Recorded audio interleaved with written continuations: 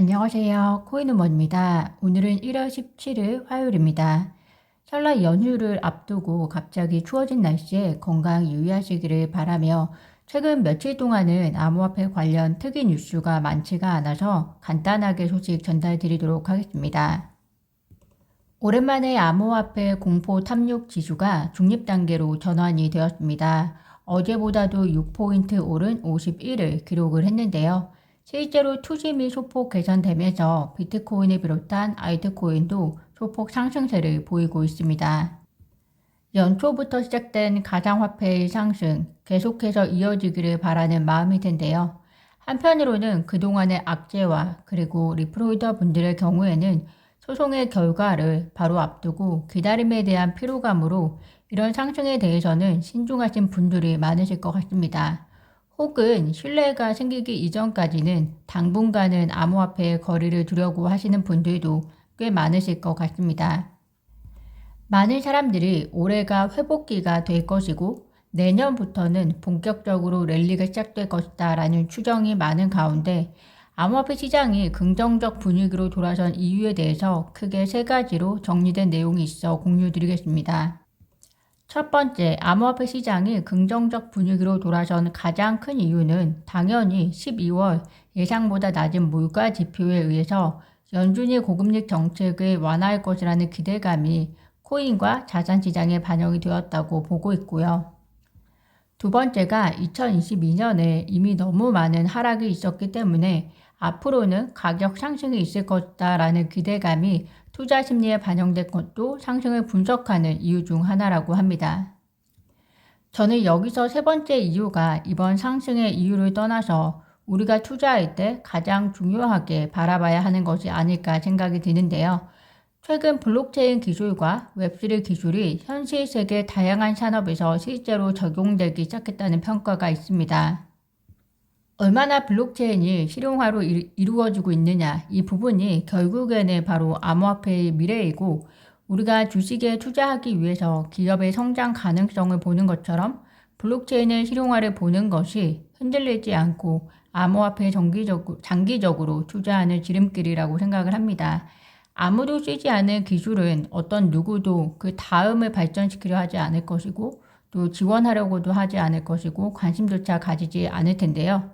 그래도 최근에 디파이와 그리고 NFT 등이 대표적인 사례로서 블록체인 기술이 기존의 중앙화된 시스템 대비해서 투명성이나 보안, 접근성 부분 등이 개선이 되었기 때문에 새로운 해결책으로 주목받고 있다라고 합니다. 이러한 이유 때문에 일부 전문가는 올해 회복기를 거쳐서 2, 3년 내에 비트코인의 경우에는 현재보다 5배나 뛴 10만 달러까지 치솟을 수 있다는 전망까지 내놓고 있습니다. 1대1로 절대 비유할 수도 없고 현재 리플은 소송의 이슈가 있기 때문에 다르게 봐야 하겠지만 아주 단순하게 리플 현재 가격의 5배만 친다고 할지라도 2, 3년 내에 2, 3천원 정도의 가격이 될 것 같습니다. 트위터가 암호화폐 시세 제공 기능에 30여 종 암호화폐를 추가했다고 하는데요. 추가된 암호화폐는 USDT, XRP, BUSD 등입니다.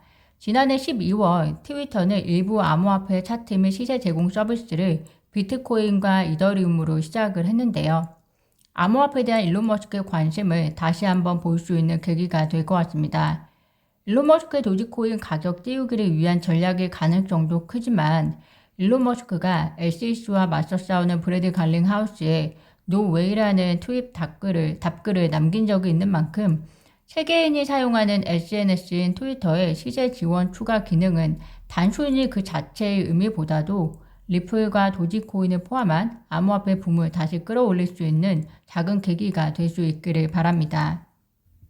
소송 진행 상황 전달드리겠습니다. 1월 13일까지가 양 당사자의 전문가 배제 신청 관련된 기간이었고요.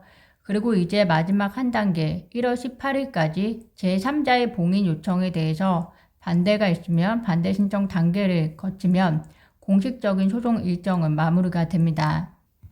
제임스 필란 변호사는 지난번에도 의견을 제시했듯이 약식 판결 전까지 전문가 의견 배제 신청 등에 대한 별도의 토레스 판사의 판결은 없을 것으로 예상한다고 했습니다.